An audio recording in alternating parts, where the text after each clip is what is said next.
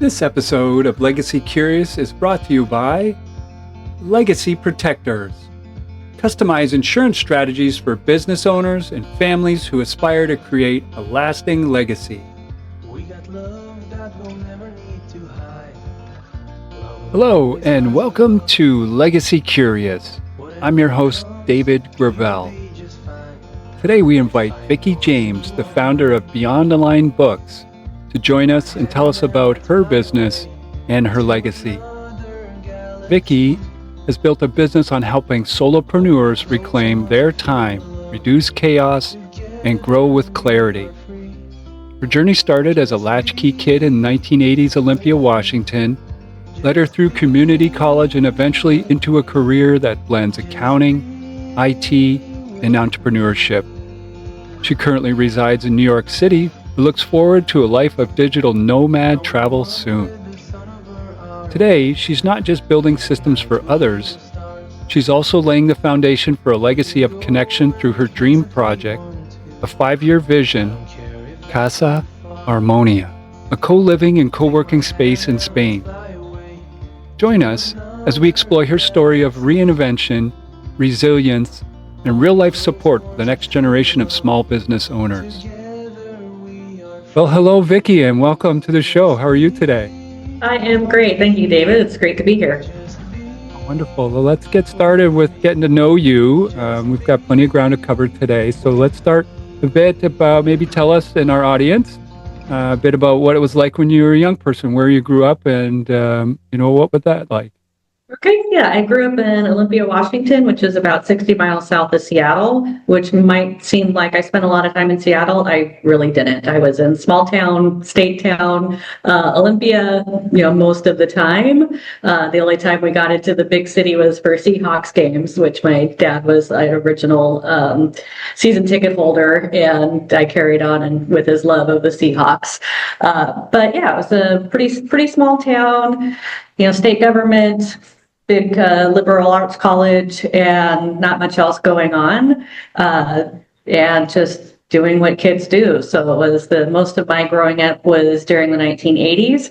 I was a latchkey kid. I did live alone with my dad. My parents split when I was 7. My brother went with my mom, and I went with my dad. And so I did pretty much raised myself at that point. Dad wasn't around a lot. He either worked swing shift or was out doing other things. And so had a lot of time to myself to kind of learn to become comfortable with myself, maybe too comfortable.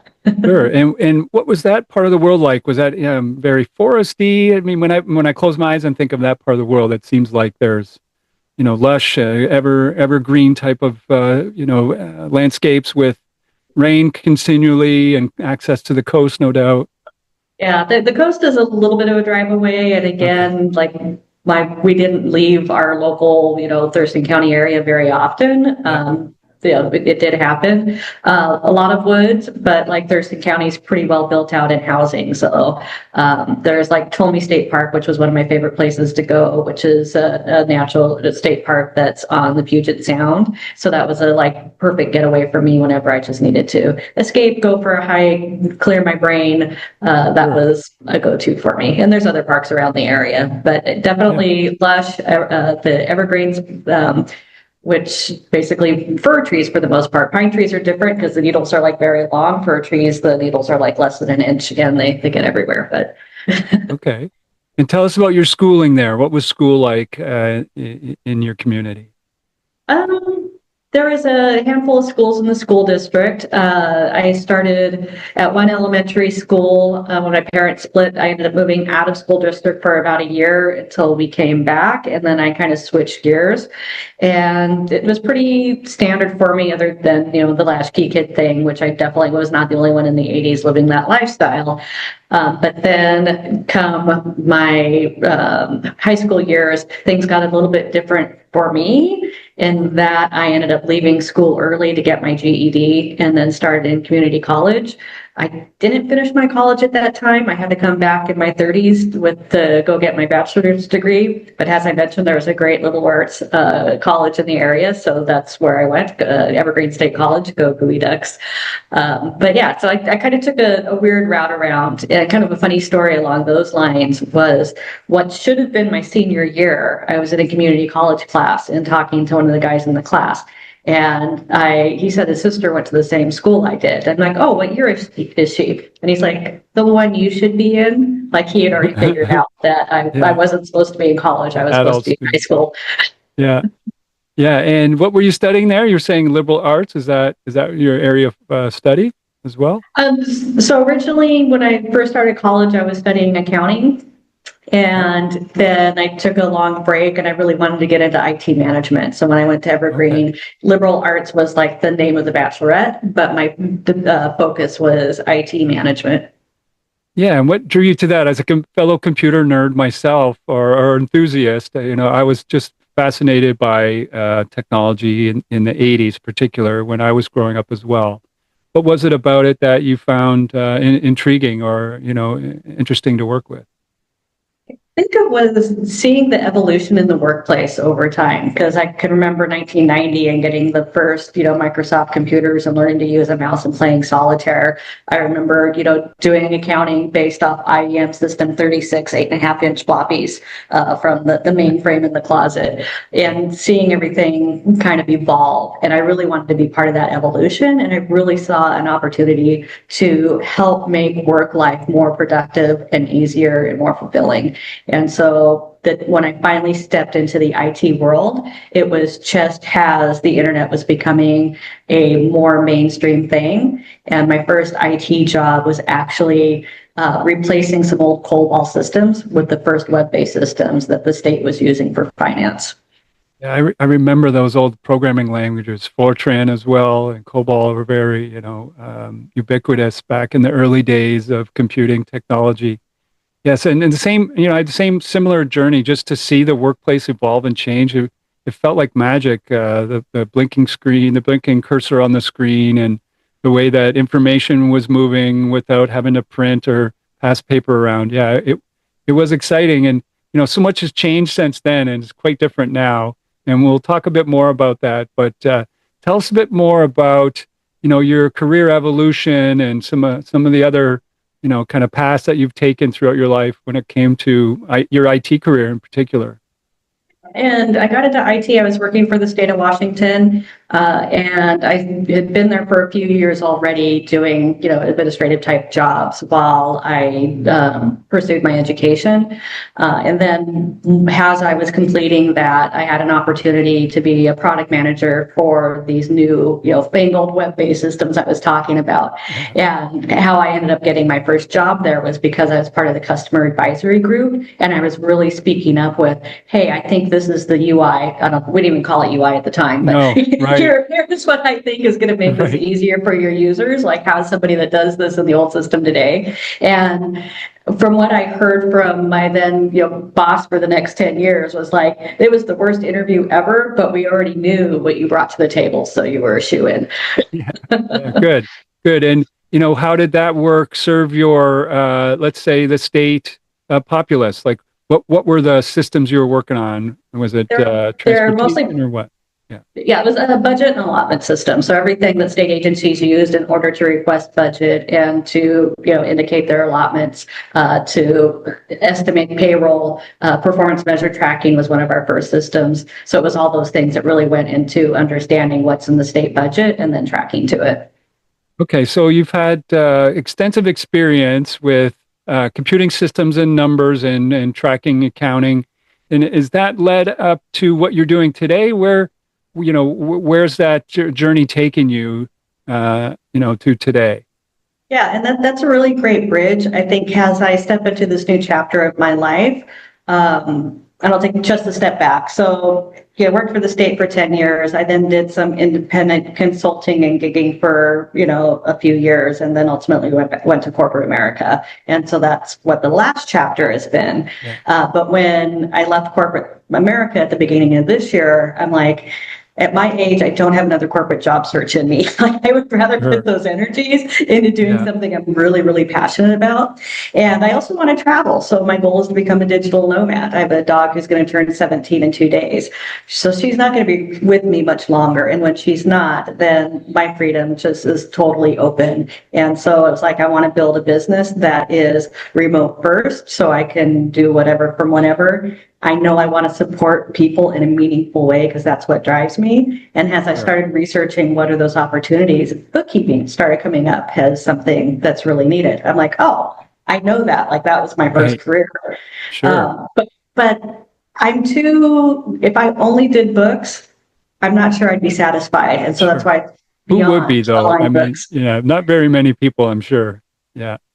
Yeah, and so that's why it's beyond the line books. It's like, yes, I can offer bookkeeping to the small business that needs it, but I can also lean into my experience, especially working in IT and systems, to help small business owners find the right processes and solutions to get things done. So my tagline is reclaim 90 minutes a day, because if you're using smart systems and smart processes and leaning on resources where that makes sense, then you can have a lot more time to focus on your clients, your customers, and really doing those things that bring you passion. Because my guess is most small business owners can't get passionate about doing, bookkeeping and reconciliations and all that stuff. But guess what? I can. So right. And I think, and I think that's the beauty of us working together here. And we found each other on Alignable, and some of the other guests on my podcast the same way. And I try to promote them to each other because everyone is passionate about their silo of expertise, but all of them are needed to make a successful business. And so I think we're all trying to learn what we're good at for our own business, and then find great people to fill the gaps for us and teach us and guide us, and then ultimately, service us in those areas. So, to those people listening, make sure you think of Vicki, not just for bookkeeping, but to help you build out those systems, and use her as a consultant first. And I think that's the biggest resource that I want to provide here to our audience, is that access to some knowledge from some of these experts like yourself, not only through this webcast, but like just by connecting them, through the links that we have in our description here and going to your website. So why don't you talk a bit about that? Vicki, how would people get in touch with you? And then I'll ask you to tell you a bit about what working with you looks like. Hey, I'm going to step back just a second. I'll come to that because you were talking about, the network and referrals. And that's such a huge piece of the model that of Beyond the Line books, because while I could take over your bookkeeping tasks, there's 1,001 other things I'm not skilled to do. So it's really important to me that I'm meeting with people and learning about their businesses, so that as I have a customer that's like, wow, I really need help with SEO. It's like, guess what? I have a few people in my network. Let me get you connected and see if you can have that. So I just thought it was important to take a step back and talk about how, especially in my business model, I really, the referrals make me better and make my clients' life easier. So that's huge. Yeah. And again, that is part of the service you provide, right? Is that expert advice on other parts of their business that you can't serve, that you have a trusted, and again, that's the point of our podcast here, is to try and introduce some of those people. So, so continue on how they get in touch with you, and then what working with you looks like. So you can find me at beyondalignedbooks, one word, .com. And again, it'll be in the links. We'll also share my Alignable link and my LinkedIn link. So happy to talk to people there. And you'll find on the contact page for my business where you can schedule time, or you can send me a note to kind of kick off a conversation. And then we can talk about what is it you need. And really the question is like, where can we save you that 90 minutes a day? And let's have a conversation to figure out where your pain points are and what the right solutions to get past it will be. Okay, so it sounds like initial consultation first, and then some type of customized plan on how to work together. Does that sound accurate? Yeah, and I do have a few service offerings. I can put a link to my PayHip store where I have a few tools that maybe you can self-serve to use to get that. What is called Align and Spend, where the idea there is like, if you're trying to figure out which CRM to buy, it's a cost benefit calculator. So you can look at why do I need a CRM solution? How is it going to help me? Here are the options that are available, and here's the one that's going to give me the best return on investment. And so I do that in a way where you can do it completely independently, or there's a subscription rate where you can get access to a specifically trained GPT. And then finally, if it's like, yeah, this is just way over my head, then there's an option where we do one-on-one consultation to work through it as well. So I can include that in the links as well. Great. Okay, well, we'll encourage everyone to get in touch with you and learn more through those links. Now, let's segue back to kind of our $1 million question around here, which is, speak to your legacy. What is it that, you would hope to be remembered for, or you would like to leave behind as proof that you're here? Yeah, I think for me, connection is really important, but it's also the thing I struggle the most with. And so I'm really looking at building out meaningful connections in business and in life. And my legacy is leaving something behind that helped the local community. So I mentioned wanting to be a digital nomad. Ultimately, I want to land in probably Spain, probably Valencia, maybe not. But I dream of building a co-living, co-working facility where digital nomads or others can kind of come through, where it's a community where we're supporting the local community as well as supporting each other. And so, my legacy would be like, when I'm no longer able to move this mission forward, that I'm remembered as having contributed to the community in a meaningful way, whether it's the digital nomads that come through or the locals that benefited from the way I integrated their services and offerings with the folks coming through. Wonderful. Well, I encourage you to, chase that dream. I have a nephew right now that is living in Paris, and he is in one of those facilities now. He's a digital nomad, and I have his sister, niece, is in New York, and she was the manager of a commune for artists. So, those spaces are amazing. Community development for people, as well as a place for them to grow and share their gifts, their talents. So I encourage you to do that, and we would love to hear more about that in the future when you have some news to share on that. So please come back. Any other life stories that you'd want to share or have told before we let you go? Yeah, I think just really quickly, this is the second business that I've started up, and there's a huge difference between what I did in 2010 and what I'm doing today. And the big difference is that today I've had some life lessons where I've learned to not be my only advisor. Like the first time I did it, it was hard to get people to, advise me. It's like, I got it. I had a plan. I'm going to do it. But ultimately, that didn't work out as I'd hoped. I managed to keep food on the table until I landed somewhere else, but it was a lot more of a struggle. So I think, small business owners, the more you build your network and you lean into advisors, learn from people that have been there before you, or even are there now, my life is just 1,000 times easier than it was in 2010 because I'm not trying to do it all on my own. I'm leaning into others and letting them motivate me, lift me, inform me, educate me, like all of the things. So, Vicki, speak to me a bit about what you've set up for an insurance policy to provide for your loved ones. Can you share with us, what you've done in that regard? Yeah, because of the transition in my life, leaving corporate America to small business ownership, I don't currently have an insurance policy, but I am very clear about how my IRA and my funds should be split among beneficiaries. However, I need to take that to the next step. Like I haven't talked to them. I don't have, anything set up for that. And then as this business starts to become more profitable, I definitely want to invest in that life insurance. But for me, it's really important to know, which is why I think what you're doing is so great. It's like, okay, well, if I move to Spain and I get my Casa Armonía running smoothly and making good money, and then something, happens to me, what next? Is I really recognize the need to have a crystal clear plan. So one of the things I'm going to do before I hit the digital nomad road is to make sure that my sister is recognized as an officer of my business and can step in and provide some business continuity in the event it's needed. But I need to go beyond that. That's like the first step. Okay. Well, we at Legacy Protectors will share our our blueprint method, and it's a 5-step program. You're in the discovery phase right now, where we would help you just identify the areas where maybe you have some things in place or you are unsettled about some others, and then put a roadmap together. And we'll put the link in the chat, and of course, visit legacyplanners.life. You put in your contact information there, and we'll send you this free blueprint that we've created, as well as some other worksheets to help you just write down what's important to you. And it's a methodical process. So, what about an estate plan? Have you, do you have a will, or how about a trust? That's really what we recommend, is to have a trust. What does that look like for you? Yeah, I don't have anything like that now. All the funds that I do have are wrapped up in things like the IRA investment and other.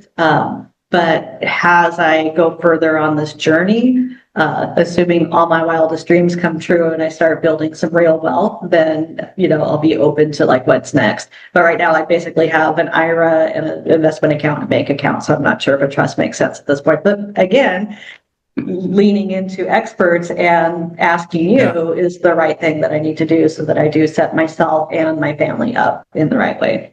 Yeah, and we recommend trusts here at Legacy Curious and Legacy Protectors because of the expert advice we get from our law firm partner, parmanlaw.com.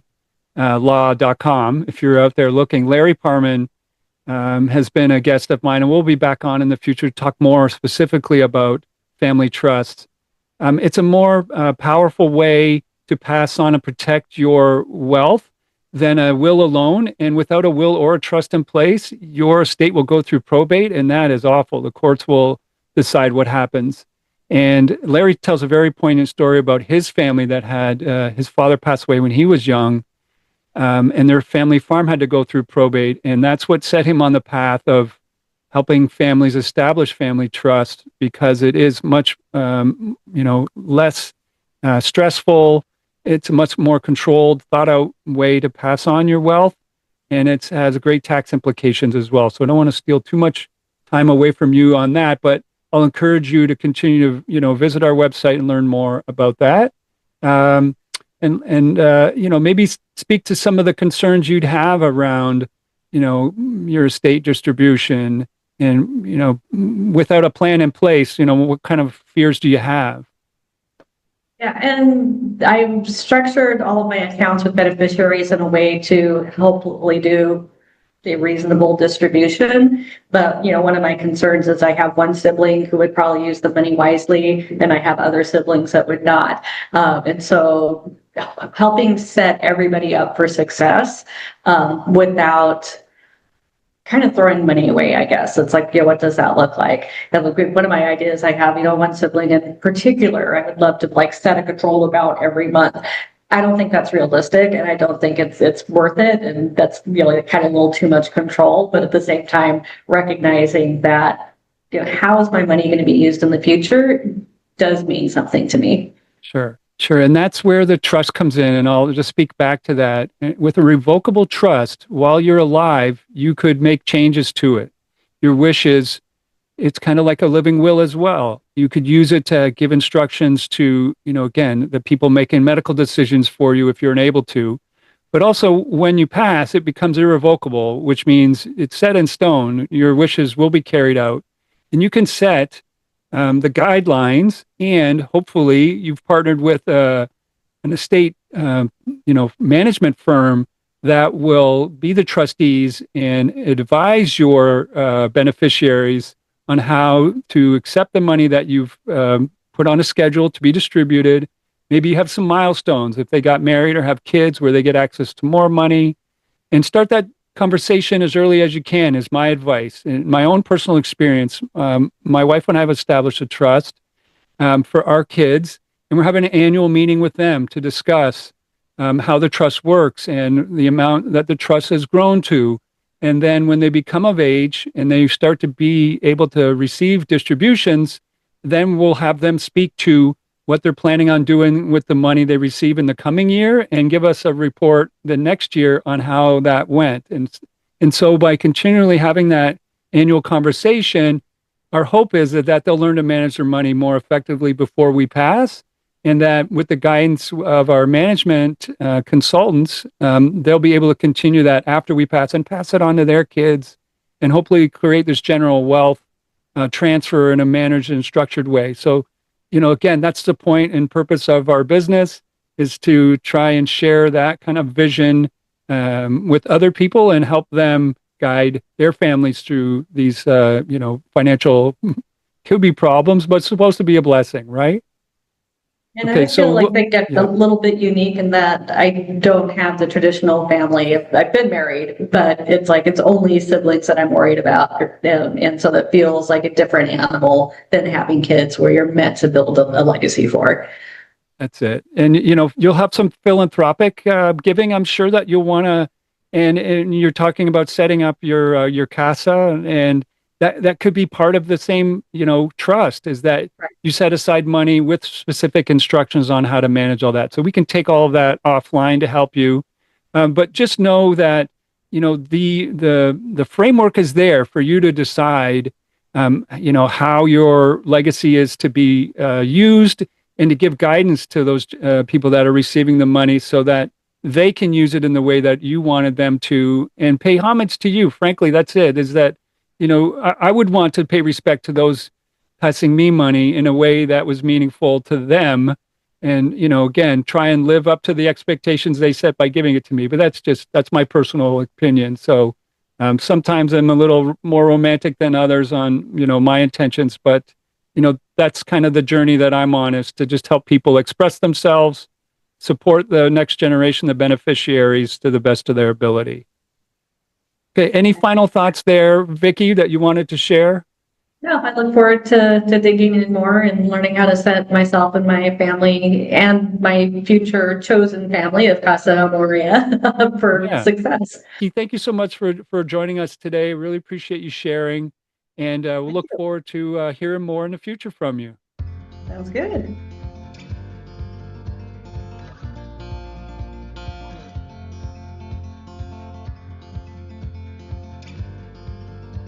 Well, thanks for joining us today as we learned about Vicki James from Beyond Aligned Books, and how to engage her to help solopreneurs simplify their life and get on track.